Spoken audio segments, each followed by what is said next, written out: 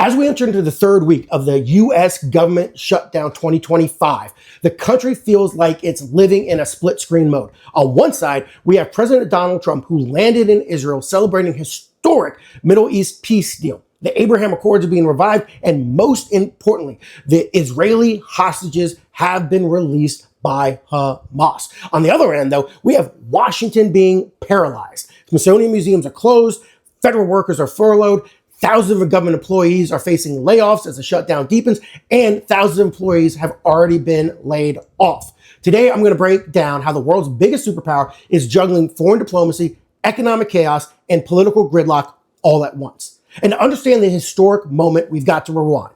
The Israel-Hamas war began in October 2023, when Hamas launched a surprise attack on Israel, murdering and slaughtering over 1,200 people and taking around 250 hostages.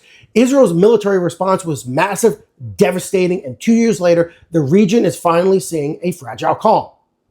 As of this week, all living Israeli hostages have been freed in Gaza as part of a major prisoner swap, with Israel releasing about 2,000 Palestinian prisoners, including 250 identified as terrorists.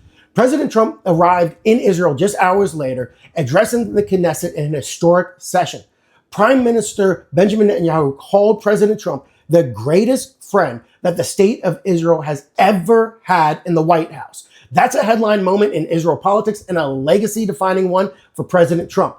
But the peace tour is not stopping there. Trump is now headed to Egypt, joining President El-Sisi in a summit in Sharm el-Sheikh, where more than 20 world leaders are gathering to hammer out a broader peace framework for the region. This summit is building on the Abraham Accords, those landmark deals under Trump during 2020 that he brokered that normalized ties between Israel, the UAE, Bahrain, and several other Arab nations. Trump's pitch now is very simple. Expand the accords, bring more countries in, and cement regional peace through economic cooperation. So, while he's being cheered in the Middle East, back in DC, the word of the week is layoffs.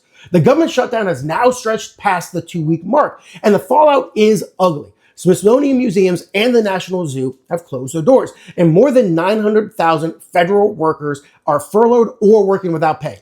On Friday, over 4,000 federal employees across 7 agencies received layoffs notices, officially called reduction in forces or RIF notices. The hardest hit include Health and Human Services, the EPA, Homeland Security, Treasury, and Education. Vice President JD Vance defended the move on Face the Nation, saying, and I quote, "The government shutdown inevitably leads to some chaos. We're figuring out how to take money from some areas and give it to others." He also said that the administration is focused on keeping essential services open and blamed Democrats for the impasse. Meanwhile, at the CDC, over 1,000 employees received laid-off notices on Friday, but some were later rescinded after what officials called a coding error. This is huge. Now, during the shutdown, active duty military and National Guard members still have to report for duty to serve the country and keep Americans safe, but their pay is being delayed until Congress passes a separate law. Traditionally, that's the case. Representative Jen Kiggans of Virginia introduced a bill to guarantee troop pay, but it didn't pass before Congress recessed. That means October 15th could be the first missed payday for military families. However, President Trump, though, said his administration had identified funds to ensure troops are paid on time. In a Truth Social post, he wrote, "I will not allow the Democrats to hold our military and the entire security of our nation hostage with their dangerous government shutdown." He directed the Defense Secretary, Pete Hegseth, to use all available funds to get our troops paid. And the economic ripples are going beyond Washington. Contractors can't get paid. Small businesses can't access SBA loans, and even home buyers can't close deals because federal flood insurance approvals are frozen.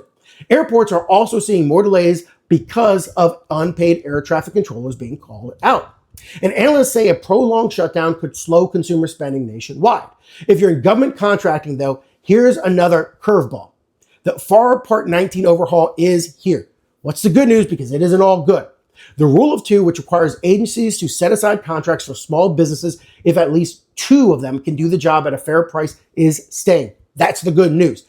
The bad news is that agencies now have more discretion over when to apply to task orders under multiple award contracts. So the paperwork just got even trickier. And here's the thing. This is where everything stands abroad. Trump's peace tour has delivered a historic hostage release and a new round of Middle East diplomacy. At home, though, the government shutdown is grinding down employees, straining families, and rattling the economy. It's a tale really of two headlines: peace overseas, paralysis at home. But in classic Washington fashion, both stories come down to one overarching type of bucket: power, politics, and who's signing the checks.